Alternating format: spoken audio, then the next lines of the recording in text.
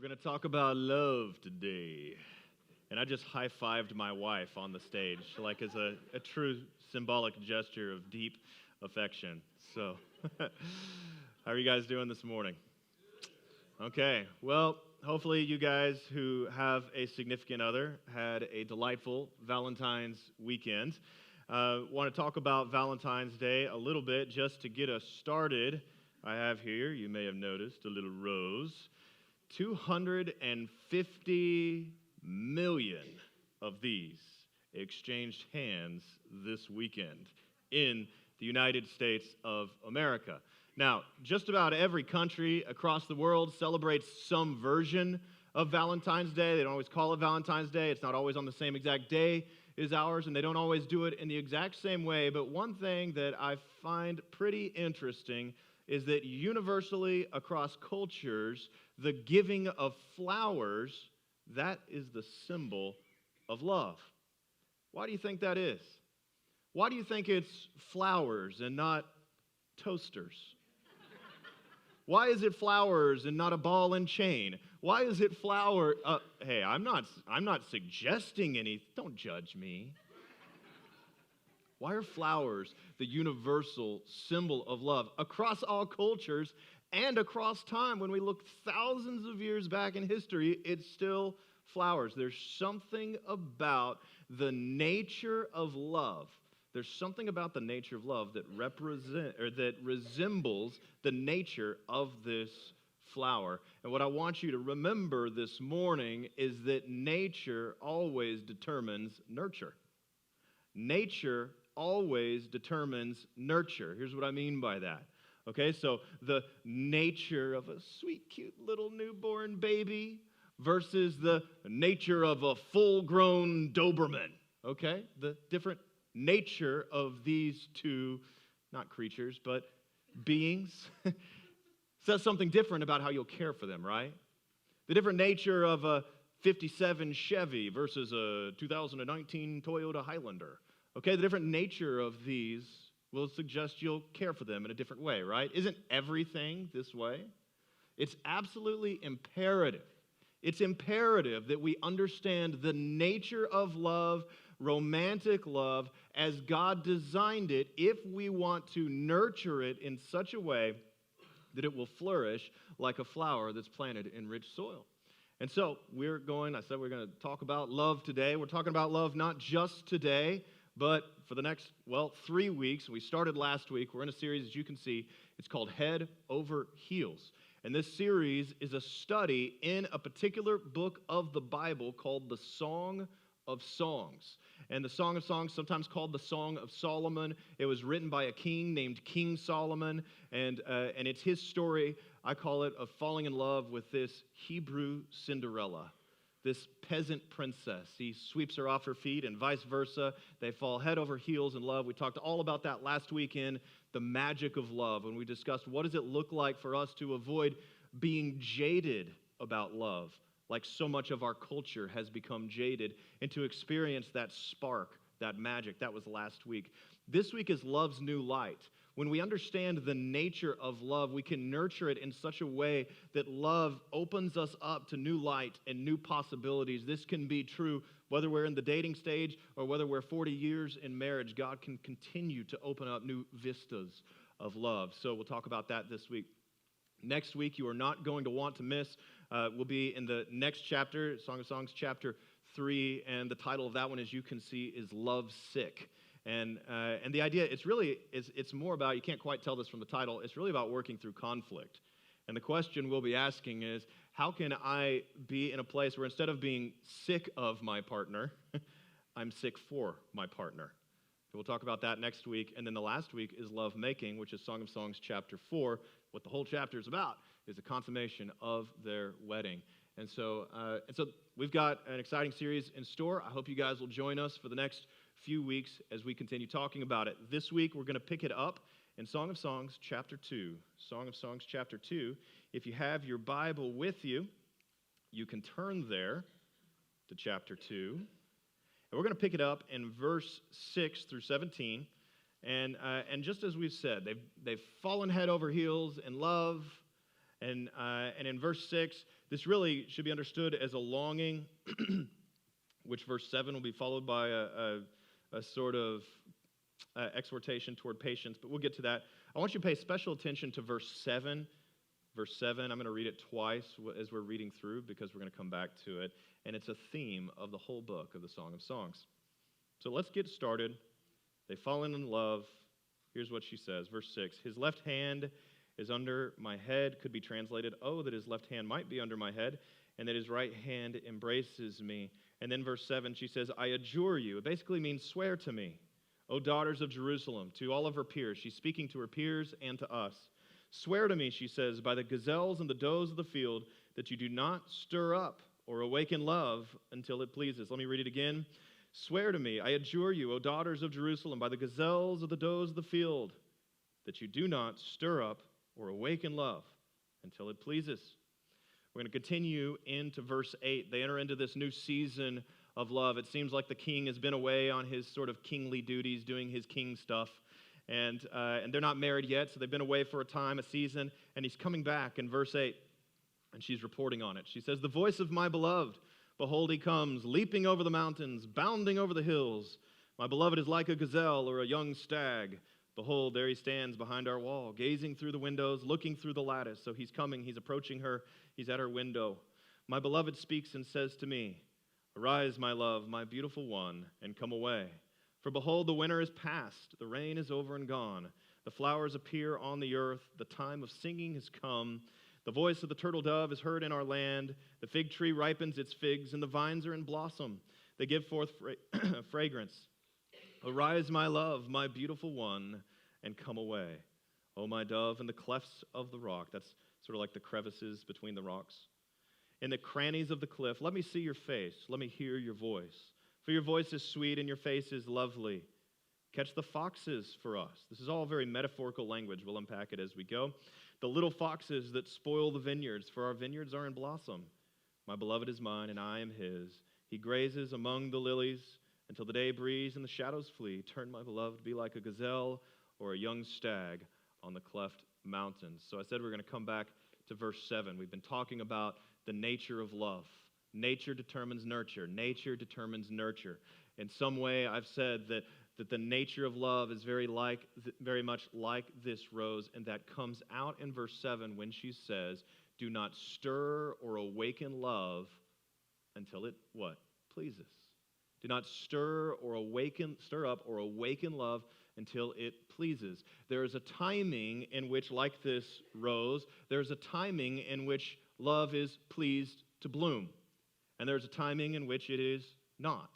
And you can't force a flower to bloom. You can't force love to bloom. If you try, you might crush it. You might ruin something, and many people have with love.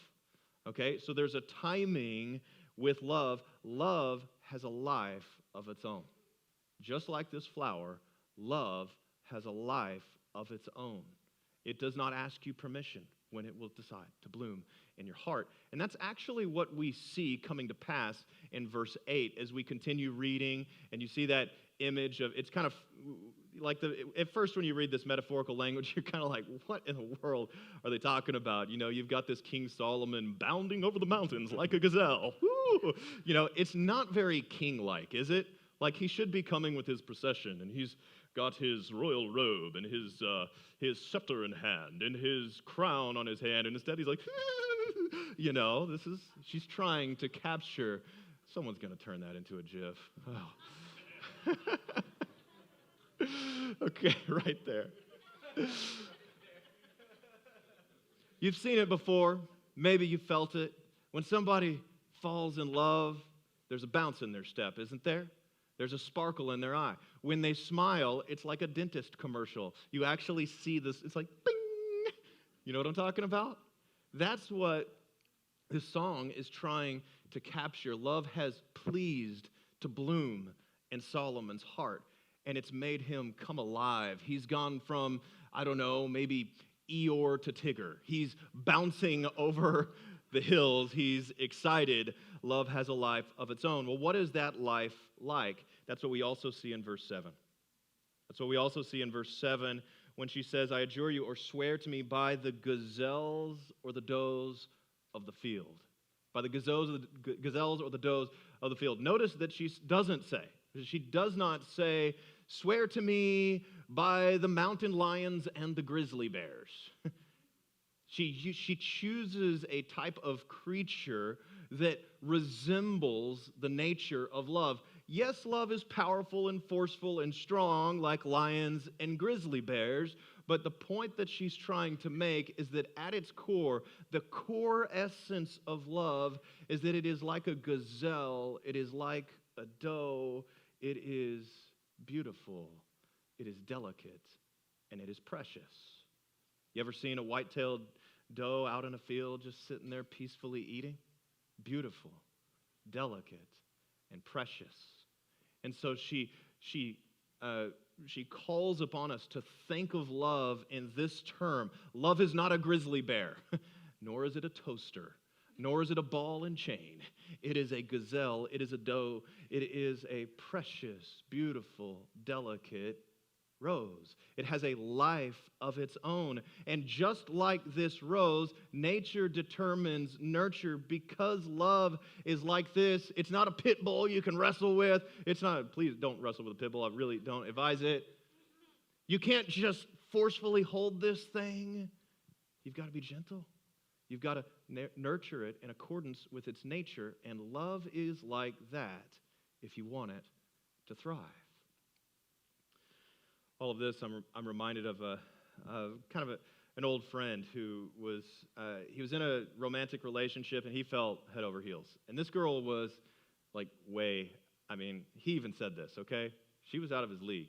This was like 10 miles out of his. She was gorgeous. She loved him. She loved Jesus. She was like, strong woman. She knew what she wanted in life. She just had so much going for her. And everyone's just like, we're just telling my friend, like get married today, like now. And everyone thought that they were going to get married, including them.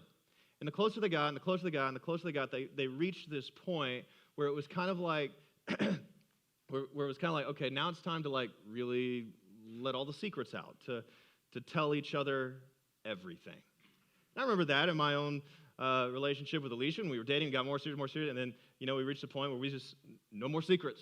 Everything's out there.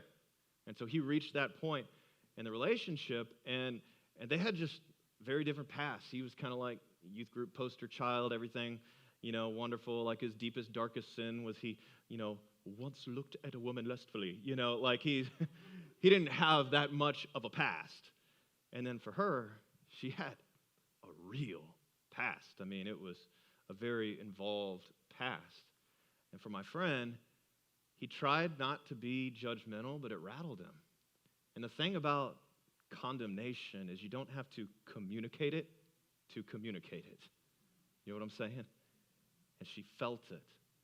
And by the time he realized that he was being judgmental with her, he'd already crushed the rose of their love, and she ended it. You see, love is like this. It's not a pit bull, it's not a grizzly bear, it's not a lion. It is beautiful, it is delicate, it is precious. It must be nurtured according to its nature if we want to enjoy the fullness of love as God intended. And so how do we do that? How do we nurture love rather than smothering love? How do we nurture love rather than neglecting love? Those tend to be the two extremes. We either smother the rose, we crush it with anger and force or whatever, or we neglect it altogether. Both of them can result in a dead rose and a dead love. And we have this idea in our culture that if I just find my soulmate, the rose will naturally survive everything. Like it can make it through anything. If I just find my soul, and then what happens is we go through a winter season or we go through a hard time, and then we start to question, well, the problem was I found the wrong person. And if I just find, and then there's so much pressure on our young people today to find the right person. It's all about find the right person, the soulmate, the soulmate, the soulmate. And it's boggling my mind that like even in a secular culture like America, that there's so much pressure to find the soulmate, the one that like we're meant to be. And I'm like, secular culture, who meant you to be? Like, Okay, God? Okay, well then we're going to introduce God into the equation. That's a different story. Let's talk. Okay, but there's so much pressure to find the one because we think in our minds, if I find the one, it works. If I don't find the one, it doesn't work. Well, I'll tell you, it doesn't work that way. Love has a life of its own. You can't control when it blooms. You can't force it. When it does bloom, it comes alive in your heart. But even then, even if it's real love, even if it's true love, it must be nurtured. And so I'm going to give you 3 ways in which we nurture that love from this passage. I'll tell you up front, and then we'll walk right back through them. Be patient, be sensitive, be protective.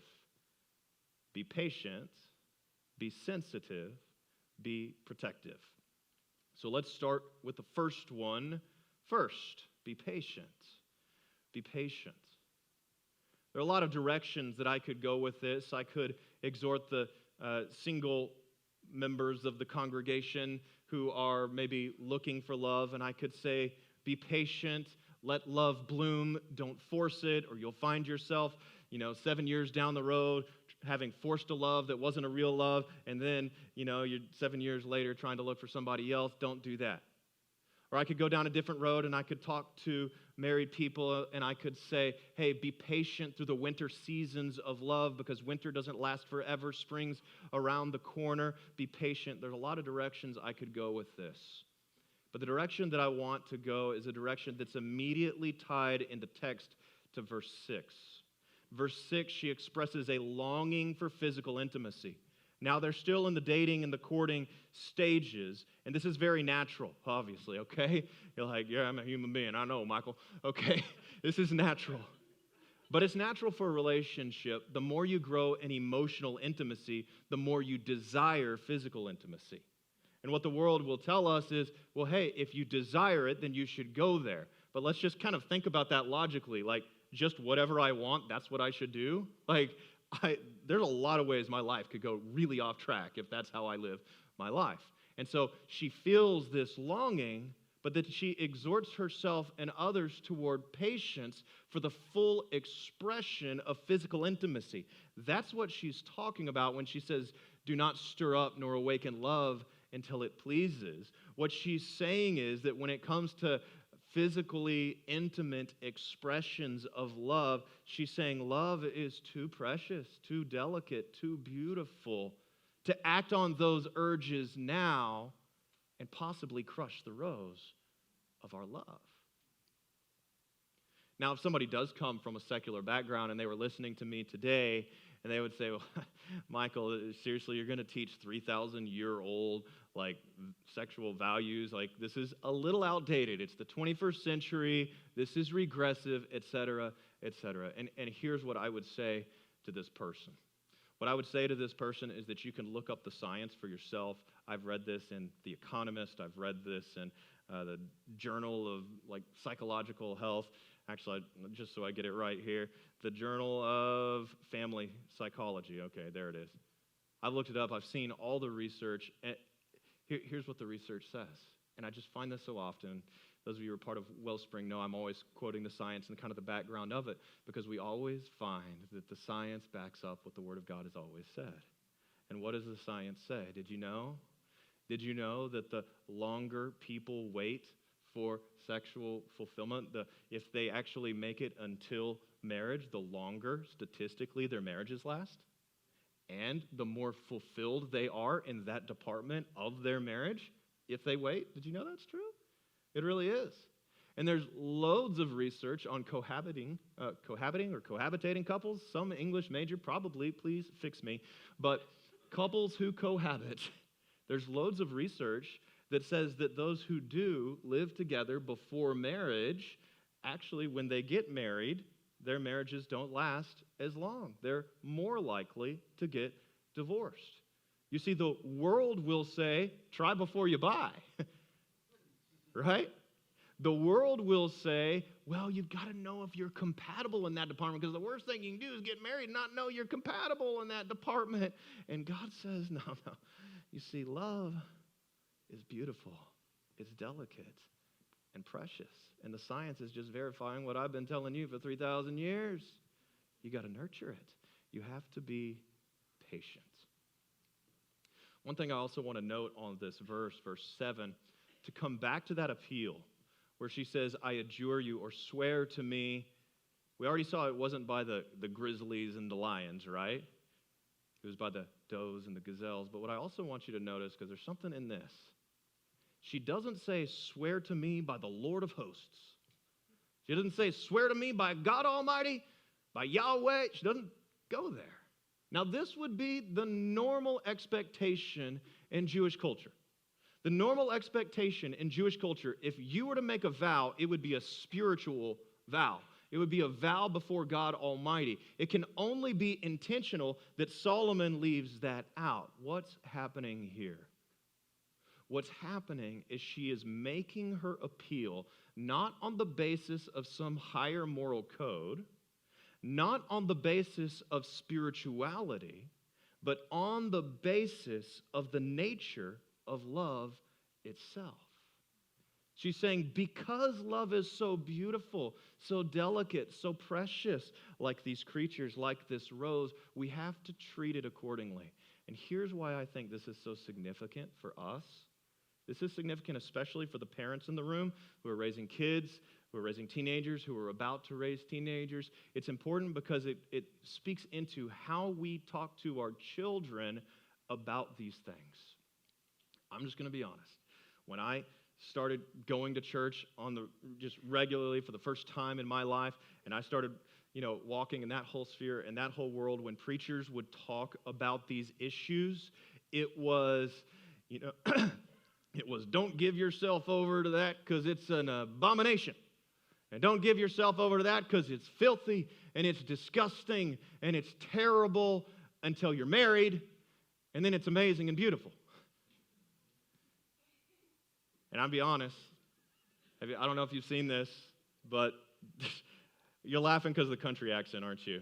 It really makes things less credible when I speak in a country accent, doesn't it? Like, you need to stay away from the abominations, So, but here's where I'm going. There's been actually a backlash, and you can see this. There's been 35-year-old mommy bloggers putting all this out there on the internet. It's going all over the place. And it's this backlash against what they're calling purity culture. And what these 35-year-old moms are saying is, I was told sex was terrible and dirty and terrible and dirty and terrible and dirty until I got married, and suddenly it was beautiful and amazing, and I wasn't able to flip the switch, and I still can't enjoy intimacy with my husband because I was shamed into purity. You see, I'm not suggesting that we can't appeal to spirituality and morality. I think we can. The New Testament does that. I think we can. What I am saying is that if we never appeal on the basis of the beauty of what love is, then we might actually be undermining our purpose. Our purpose is not just no sex till marriage. Yes, but our bigger purpose is we want our children and our teenagers to grow up and experience the fullness and the beauty and, can I say, even the sacredness of love and lovemaking in its proper context. Isn't that what we want? It's not just it's dirty and filthy until it's beautiful. It's just an incomplete picture. And so what I would say, parents, what I would say is, in your communication of these issues, you got to communicate the beauty of love. More on that in a couple of weeks when we talk about Song of Songs chapter 4. You'll understand a lot more about it then. Okay, so you'll have to be patient until then. Okay, so yes, get it. Be patient. That was number one. Anybody? I'm going to test you guys. Anybody remember the second one? Be sensitive. Be sensitive. Okay, so how do we nurture love without smothering it or neglecting it? I said be sensitive. So this is like the other side of don't stir up or awaken love until it pleases. Love has a life of its own. It pleases to bloom in certain times, okay? And so on the other side of don't stir up or awaken love at certain times, there are certain times to stir up and awaken love. Now, this is certainly true with physical intimacy. We've kind of already talked about that a little bit. But it's also true just generally romantically.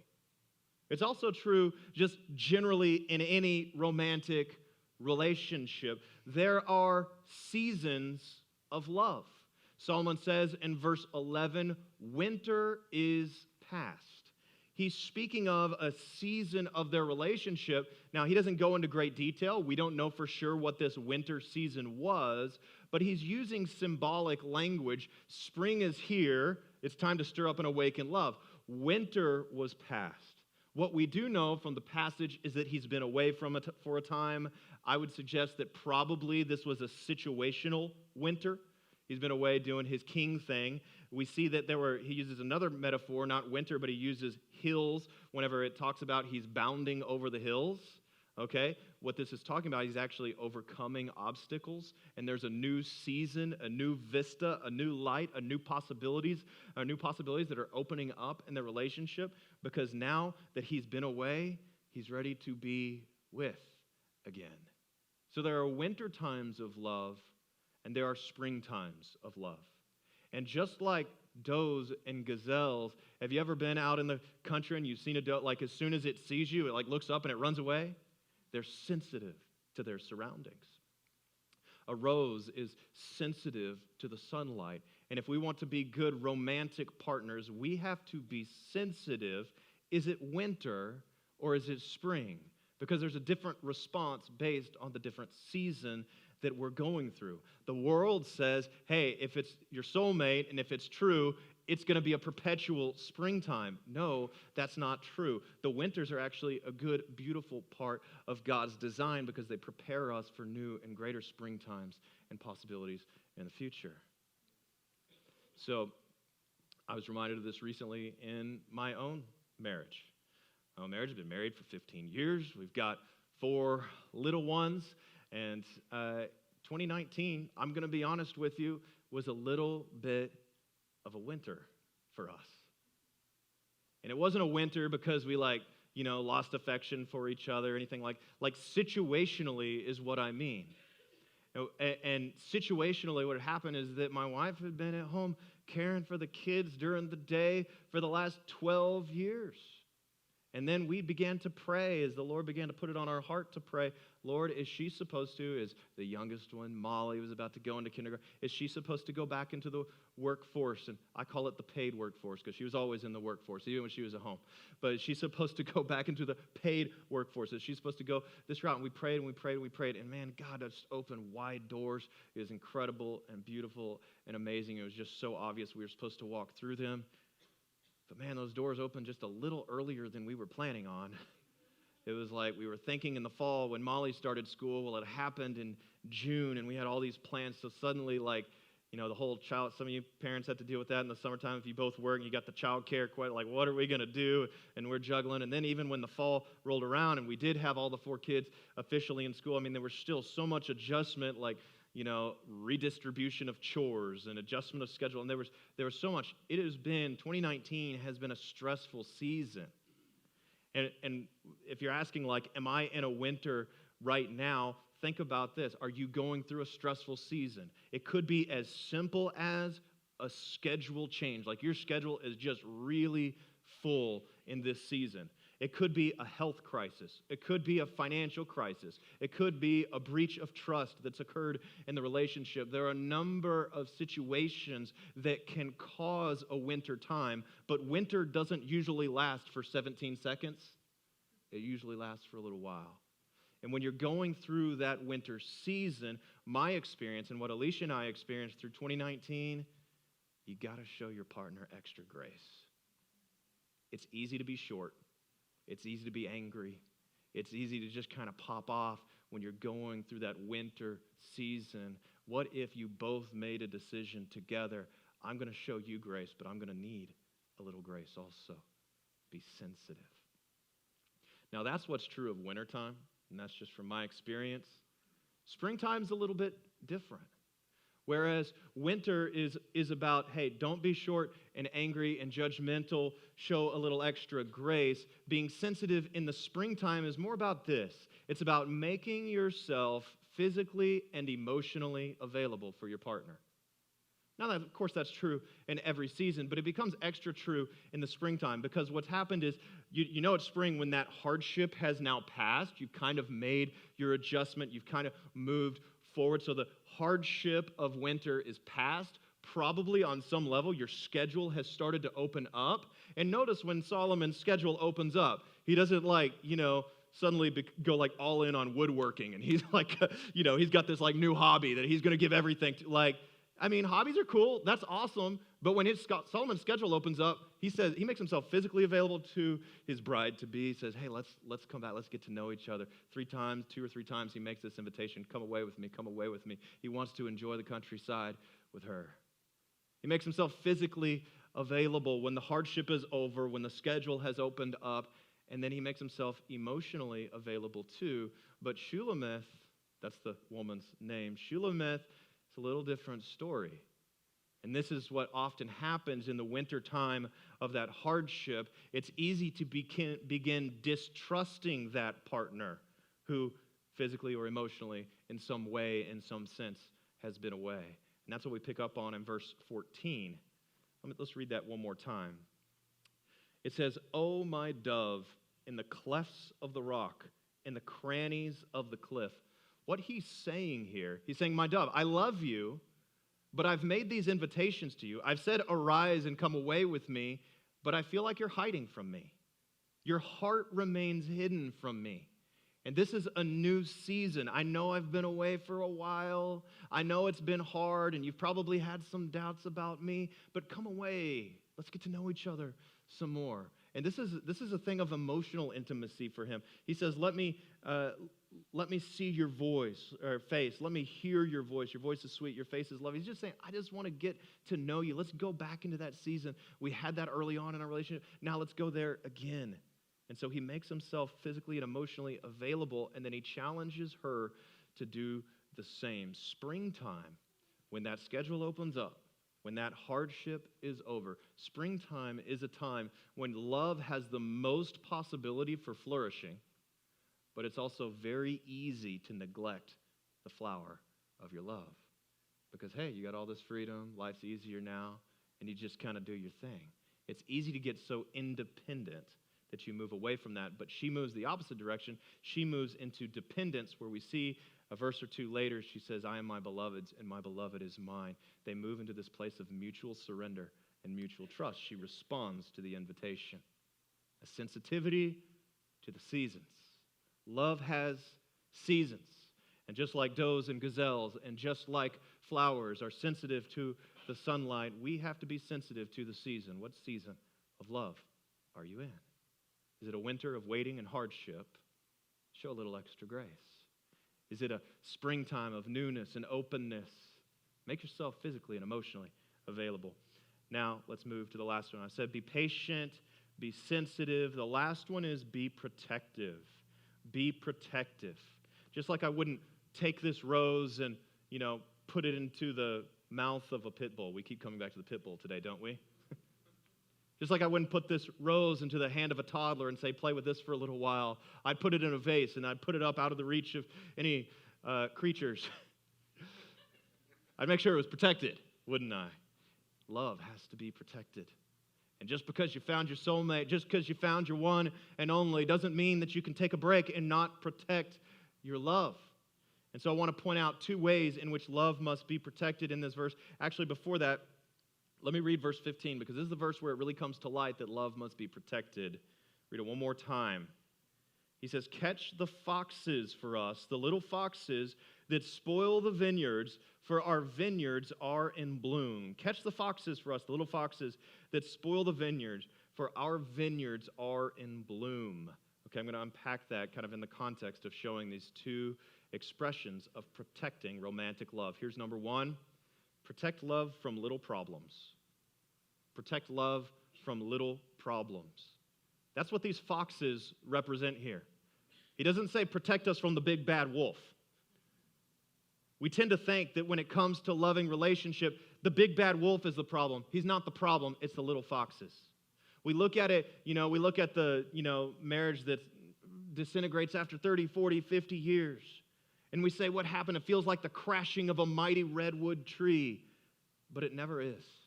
Before the redwood tree ever crashes, before the big thing ever happens, there were thousands and thousands and thousands of little things that led up to it. There were little looks in the eye. There were little rejections that were internalized. There were little things done and not done to smother and to neglect the love. There were little foxes. Little things become big things over time. 2, 3, 4 foxes, although they are very small, they're also stealthy. And usually those little things are hidden from us until we see the final outcome of their damage, which is an entire sprawling vineyard. Those few little foxes can destroy decades of love. That's what little problems can do. And so I would encourage you to talk about this with your partner. If you're in a romantic relationship that you care about, ask yourself, what are the little foxes in our relationship? Is it condemnation and judgments? Is it rejection? Is it a lack of intimacy? Is it a lack of just recreation and friendship? What is it? What are those little foxes that seem to be eating away at your relationship? Last week, anybody do this? Well, I'm not going to make you raise your hand. Okay, raise your hand if you did this. The Journal of Love, anybody do this? Anybody buy one? Okay, cool, a good chunk of you. For those of you who weren't here, last week, one of the things that I discussed was I showed a love journal that my wife and I had starting in 2003. And I would write a letter in it to her, and she would write it, and I'd leave it somewhere for her, and she'd find it and write a letter back to me, and we'd go back and forth, and we still do it today. And so my encouragement to you, I just want to, if you can get started on it now, if you want, my encouragement to you is just for the next 3 weeks of this series, buy a journal and write a letter to your significant other. Write that letter, and then leave that for that person somewhere, and then they can do the same for you. Do it once a week for 3 weeks. So that's 3 letters. And I promise you, this will help. This will help your connection. Part of the way we resolve the little problems is by doing the little things for one another. Okay, I said there were 2 ways of being protective of our love. Here's the second one. Not only do we protect from little problems, but we protect by mutual devotion. We protect love by mutual devotion. When Solomon says, catch for us the foxes, he's not saying to his bride to be, you got some problems, go get the work done. He's actually inviting her to participate with him in this. He's identifying, he's saying, you know what, our vineyard, our love that is so beautiful, this joy and that we have so loved and experienced together, this could be ruined if we are not committed to this together. So I'm asking you to participate in this with me. One thing that I want to make sure that I communicate today is that there are people in this room where you've walked through a situation where the love, the rose, was crushed, and you did everything right. I mean, not everything, because nobody does everything right, but you did the little things. You fought for the marriage. You did whatever you could to make that thing work. But here's the thing you learned in that scenario, and it's so sad and so hard, and my heart goes out to you. It really does. But it does take 2 to tango. And this verse right here, when he says, catch for us the little foxes, there are too many foxes for just one person to do all the catching. There are too many problems. There are too many things. The marriage, the relationship has to be 2 people who are involved and devoted to this. And so I encourage you, as you talk about those little foxes, next talk about what are we going to do about it. Now I want to speak specifically to married people now. Once you're married, there is no longer, hey, that's your problem, now you've got to fix it. That's not marriage, okay? Love is not just about sharing affection, it's about sharing each other's burdens. When you both share one another's burdens, the whole thing becomes lighter. But if I'm just saying, you have a problem and you need to fix it, I'm actually the problem. I'm actually, instead of bearing burdens with, I'm putting extra burden upon that person. And you say, but well, what about if she really does have a problem with anger, or really does have a problem in this area of indiscretion, or whatever it is, it's still, you both talk about it and you say, what are we going to do to contribute to this problem being resolved? It always takes 2. Mutual devotion. Protection. Because love is precious, it's delicate, it's beautiful, it has a life of its own, it's incredible. And if that's what you want in your life, that is what God wants to give you. And if you're married and it feels dry right now, this is what God wants to give you. But it has to be nurtured. It has to be nurtured. It has to be protected. It has to be, we have to be patient. We have to be sensitive. We have to care for it. What I want to do this morning is I want to finish with a story. And this story comes from actually another preacher. Some of you might be familiar with him. Has anybody ever heard of Matt Chandler? He's kind of local, Flower Mound. So this comes from sort of like this viral video went around, and like viral when videos didn't really go viral, like 2008 or 9. But Matt Chandler was preaching, and he's telling a story. I want to just relay to you the story that he shared because it has relevance for us. The story he's talking about, he says, I was in my college days, and my friends and I, we met this young lady. She was 26 years old. She was a single mom, and she was just kind of, she was away from God, not interested in God. And so he said, me and my buddies, we were just trying to share the love of Jesus, share the story of grace with her, share the gospel with her, and at the same time serve her. And we're like babysitting her kids. And this lady, she was like completely, she was like in an adulterous affair, didn't seem to bother her. Like she was about as far away from the Lord as you could imagine. So they're just trying to serve and love her. And Matt says, well, an opportunity arose where one of my buddies was leading worship at a church. And I said, hey, to this young lady, I said, hey, why don't you come to this church and you can hear my friend play this, lead us in worship. And so she actually says yes. She goes and they sit by each other, and the friend leads the worship, and he says, man, it was so rich. The Spirit was just so present. It was so powerful. It was just an incredible job. And so so the worship comes to a conclusion, and then the preacher stands up on the stage. And he says, as he stands up, he says he took a rose, just like I took today. And he says, and this is just kind of like how he began. He says, I'm going to hand this down to you and somebody on the first row, and I want you to pass it around to everybody. And he showed everybody how beautiful it was, how precious it was, and he smelled it and said, oh, this is just the most beautiful rose in the world, but I just want everybody to experience this. So he just starts passing it, starts going around the room, all the way around the room. 1,000 people in the room, so that's a lot of people touching these petals. And then he gets into the message, and he says, today we're going to talk about sex. And Chandler's just like, oh man, this could go a lot of wrong directions. And then he goes on to say, this was the worst treatment I have ever seen. He says it was fear-mongering at its best.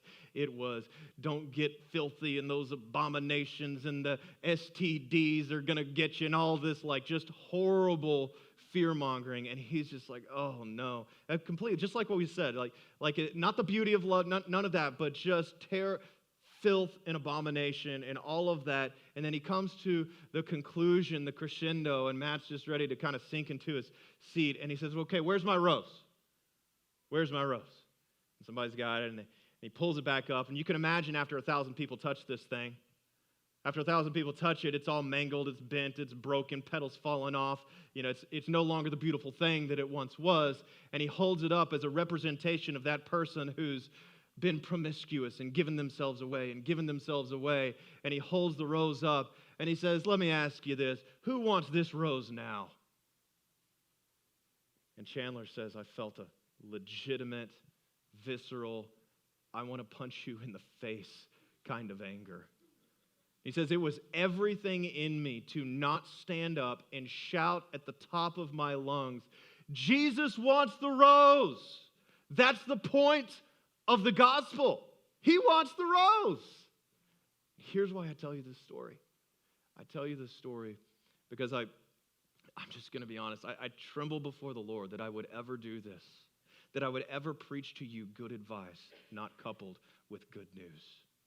Because this book is full of good advice. It'll tell you how to have a full and happy marriage and love life, and it'll tell you how to be pure, and it'll tell you how to manage your money, and it'll tell you all these wonderful things, how to raise your kids, and how to live a whole and holy life. There's lots of good advice that is straight from the mouth of God. It is wisdom. But if that's all I give you, you will walk out of this room feeling discouraged.